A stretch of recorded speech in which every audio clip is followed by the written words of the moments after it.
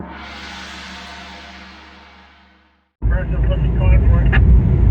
was recently invited to join a small caravan with the group Cariboobackroads to the Nazco Volcano and Fishpot Mountain Lookout.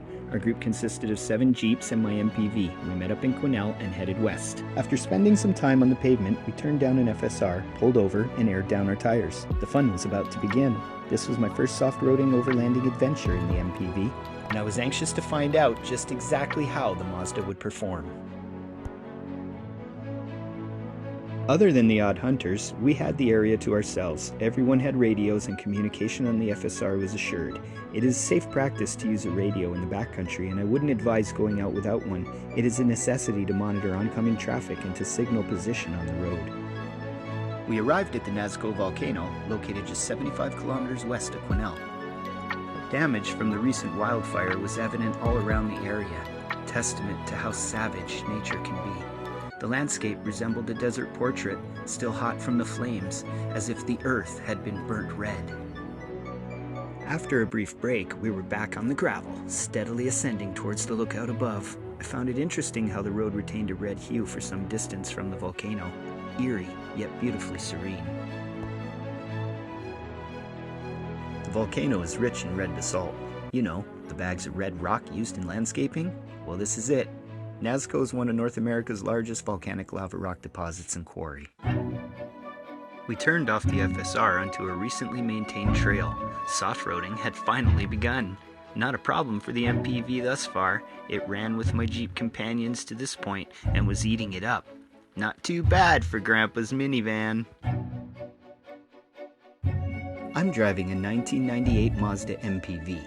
This minivan is 4x4 equipped with a center diff lock. It sports factory Under Armour to help protect its vital parts and sits on a 2-inch aftermarket spacer lift special ordered from Kazakhstan. Though it's by no means a beast, this 6-cylinder minivan is quite capable of taking me on any soft-roading overlanding adventure my heart desires. And it makes friends with Jeeps easily, not your average oddball by any standards. The fact that British Columbia is backcountry accessible is due to our rich abundance of natural resources, which could afford better management. However, without the logging and the mining, this backcountry network quite simply wouldn't exist. Just remember to always minimize your footprint, pack out what you pack in, observe fire regulations, and whatever you do, don't feed the bears. We want to group together here a little bit. I might send the drone up and get it to follow us a little bit.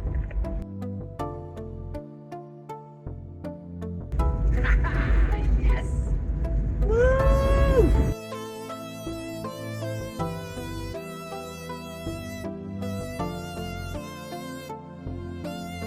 The ascent to the lookout was no problem for the MPV and could most likely be accomplished by most SUVs.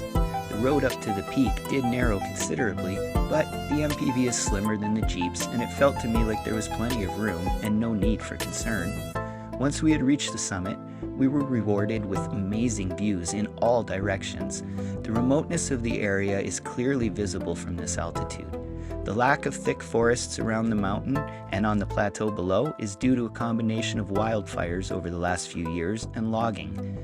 It's now a blank canvas awaiting a fresh brush, but if you look hard enough, you can see nature reclaiming the scorched earth, covering it in a sheet of green. I had a great outing with the group Cariboobackroads. From what I have observed, they're a great bunch of people who watch out for one another, and it is apparent that they run together frequently.